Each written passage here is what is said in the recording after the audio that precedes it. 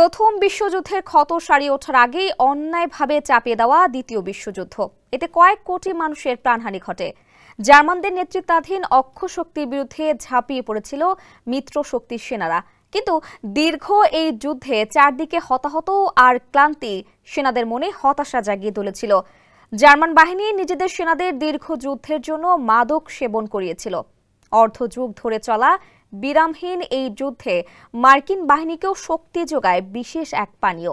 সেই পানীয় পানে মুহূর্তেই চাঙ্গা হয়ে উঠত মার্কিন সেনারা। কি এমন ছিল সেই পানীয়তে যে মার্কিন সেনারা সহজেই পেত সঞ্জীবনী শক্তি? আরো জানাচ্ছেন আহমদুল্লাহ শিকদার। কয়েক শতক আগেই মুসলিমদের কাছে জনপ্রিয় হয়ে উঠেছিল কফি। বিশেষ এই পানীয় পঞ্চদশ শতাব্দীতে আফ্রিকার ইথিওপিয়া থেকে ছড়িয়ে পড়ে অন্যান্য মুসলিম দেশে। একসময় তুরস্কে কফির ব্যাপক প্রচলন শুরু হয়, আর সেই পানীয়ই হয়ে ওঠে মার্কিন সেনাদের জন্য সঞ্জীবনী সুধা। দ্বিতীয় বিশ্বযুদ্ধে প্রতিটি মার্কিন সেনার রেশনে দেওয়া হতো কফি। দীর্ঘ সময় ধরে যুদ্ধ চালিয়ে নিতেই টোটকা হিসেবে ব্যবহার করা হতো এই পানীয়। কফি পানে যুদ্ধক্ষেত্রে তাৎক্ষণিক শক্তি সঞ্চয় হতো সেনাদের, আর বাড়ত সজাগ দৃষ্টিও। এছাড়া এক ধাক্কায় বেড়ে যেত মনোবল। জানা যায় শক ঠেকাতেও কফির ব্যবহার করতেন মেডিকরা। যুদ্ধক্ষেত্রে সৈনিকদের চাঙ্গা রাখতে বিভিন্ন পানীয় বা ওষুধ ব্যবহার করা হতো।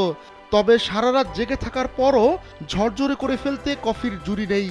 যুক্তরাষ্ট্রের বিপ্লবের সময়ই মার্কিন বাহিনীর মধ্যে কফি জনপ্রিয় হয়ে ওঠে। ব্রিটিশরা চায়ের উপর কড়া আরোপের পর কফি পানকে দেশপ্রেম হিসেবেও দেখা হতো যুক্তরাষ্ট্রে। গৃহযুদ্ধের সময় ইউনিয়ন সেনাদের বার্ষিক 36 পাউন্ড কফি বরাদ্দ দেওয়া হতো। প্রথম বিশ্বযুদ্ধের সময় মার্কিন যুদ্ধ দপ্তর কফি উৎপাদনের দায়িত্ব নিজ কাঁধে তুলে নেয়। এভাবে বিংশ শতাব্দীর মাঝামাঝি নাগাদ মার্কিনীদের সকালের নিয়মিত রুটিনে পরিণত হয় কফি পান। 1900 থেকে 1946 সাল পর্যন্ত যুক্তরাষ্ট্রে বার্ষিক মাথা প্রতি কফি পান দ্বিগুণ হয়ে যায়। দ্বিতীয় বিশ্বযুদ্ধের সময় যুক্তরাষ্ট্রের আমদানির প্রায় 10% ছিল কফি বিন।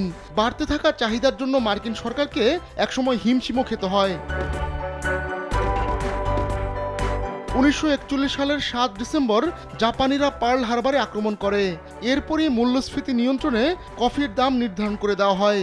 মার্কিন নৌবাহিনী হাওয়াইয়ের কোনা কফির অধিকাংশই কিনে নেয়। এমনকি ব্রুকলিন ও হাওয়াইয়ের কৌশলগত স্থানে নিজস্ব রোস্টিং প্ল্যান্টও বানায় তারা। 1942 সালের জুন মাসে বিশ্বের অন্যতম বৃহত্তম কফি বিনের সরবরাহকারী দেশ তাদের বিন বোঝাই সব জাহাজ যুক্তরাষ্ট্রের কাছে বিক্রি করে দেয়। এভাবেই কফির ব্যবসাও যুক্তরাষ্ট্রে ফুলে ফেপে ওঠে। আহমদুল্লাহ শিকদার, কালবেলা।